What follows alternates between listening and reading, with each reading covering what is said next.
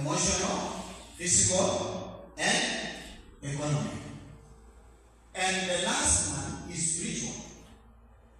For someone to have what we call a holistic or a transformative life, we also, our main focus also as an organization TCM is transformational training. And when you talk about transformation, I talk about all those aspects. If you want a holistic person, you need to think about his social life. You need to think about social life, emotional life, physical life, economic life. And number two is holiness. A holy righteous, godliness, integrity in all operations and relationships. If there is something that is killing the leadership in us, is this aspect of holiness in terms of holiness without the aspect of integrity. In whatever you do it in holy to God. You do it in worship to God. In anything you do as a leader. Me, I believe I am a leader. Even not by being made or being, I am a leader by birth. I'm a good leader and I'm a made leader. Why am I saying so? I grew up when I was in lower primary school. I was given responsibilities to be a leader. Of course, and I'm so passionate about it. All the way I've been a leader. And for you to be a transformative leader in your capacity, I suppose you have the integrity value. The integrity value is very important in all your operation. And integrity value, as we'll be talking about that some time, in terms of sustainability, there's what we call accountability, being open to your members, showing them what you are doing. If you collect, for example, 100 shillings, tell them, break down, and tell them this is all we use in our own as leaders of the rich accounts, as student leaders. Number 3 is all honesty. Practicing transparency, truthfulness, accountability to all programs and partnership. In whatever, if you can partner with the county government, you partner with the MCA, you partner with the college, your college, your university to do something as student leaders, you need to have this value. You need to have this value of honesty as a leader. Are we there? As a leader, you need to have honesty. Not only because you want to show them, but it's one of the value, it's one of the value, it's one of the Christian value, it's one of the values that we take you from. And in terms of partnership, honesty is very key. If we partner, for example, together as student leaders of the region, we partner with TCN, whatever is needed out of you, whatever is needed from your partner is what we call honesty. For you to have more partners within your organization, within your leadership, within your parameter, you need to have this core value of honesty. That is very key. H number 4 is outward. Fostering a culture of diligence, responsibility, and excellence in service. This is very important, leaders. As leaders, you need to work hard as well as work smart. Because in our cultures,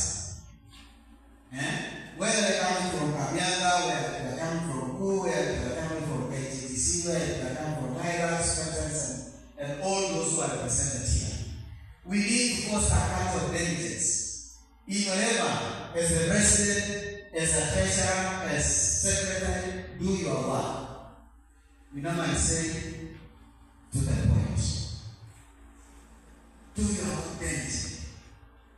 That is one of the key values when it comes to transformative leader. For you to be a transformative leader, you have been given this opportunity. We have seen the leaders who are leading us today. You see, like Aaron Jamil, our senator. He was a leader in the university. Murugomen, all those. Look at the history of those people. Remember, you are leaders today, and you will be leaders tomorrow until the end of your life. So that means you need to have this kind of the culture of diligence, the culture of owning the responsibility as a leader, the culture of excellence in your service, so that you will be an outstanding leader. Why am I saying so?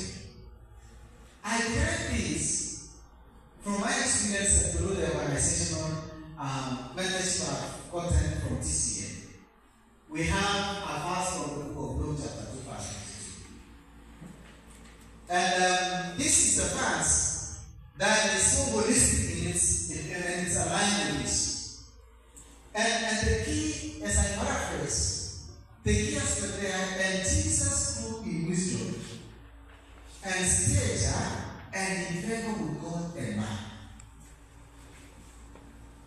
I want us to go together this way. And Jesus grew in wisdom. Can you echo me? Please, can we go together? And Jesus grew in wisdom and stature and in favor with God and man. And Jesus grew in wisdom and stature and in favor with God and man. Now, we support this growth in wisdom. Jesus growth, when we talk about wisdom, we are talking about mentoring.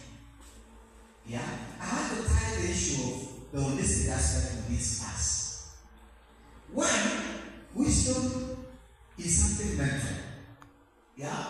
So as you grow in your leadership capacity as a leader in your capacity, the mental wellness is so key. Stature is physical. As you grow physically, you grow physically.